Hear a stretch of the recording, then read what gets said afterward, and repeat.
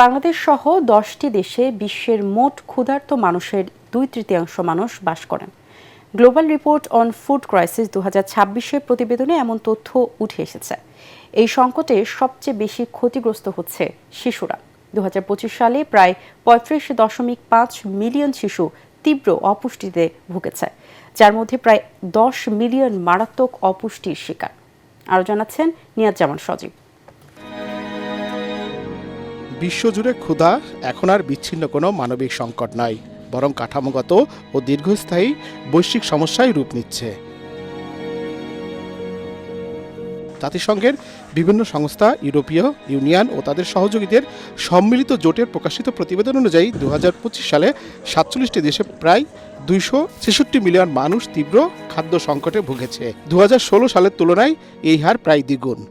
So they are the people that may die tomorrow without food aid. জাতিসংঘের খাদ্য ও কৃষি সংস্থার মহাপরিচালক কুং ডং ইউ জানিয়েছেন, বিশ্ব এমন এক পর্যায়ে পৌঁছেছে যেখানে ক্ষুধা কোনো দুর্যোগ পরবর্তী সাময়িক সমস্যা নয়। প্রতিবেদন অনুযায়ী Afghanistan, Bangladesh, Congo, Myanmar, Nigeria, Pakistan, দক্ষিণ সুদান, সিরিয়া ও ইয়েমেন, এই 10টি দেশে বিশ্বের 2/3 তীব্র ক্ষুধার্ত মানুষ বাস করেন। খাদ্য সংকটের প্রধান কারণ হিসেবে সশস্ত্র সংঘাত, জলবায়ু পরিবর্তন এবং অর্থনৈতিক অস্থিরতাকে দায়ী করা হয়েছে।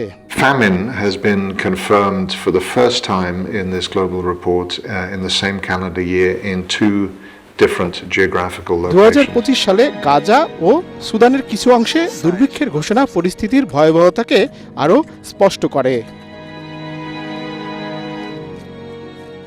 বাংলাদেশ এই তালিকায় অন্তর্ভুক্ত হলেও প্রতিবেদনে উল্লেখ করা হয়েছে, এখানে তীব্র খাদ্য নিরাপত্তাহীনতা কিছুটা কমেছে, তবে পরিস্থিতি এখনো নাজুক। নিয়াজ জামান সজীব, ATN বাংলা।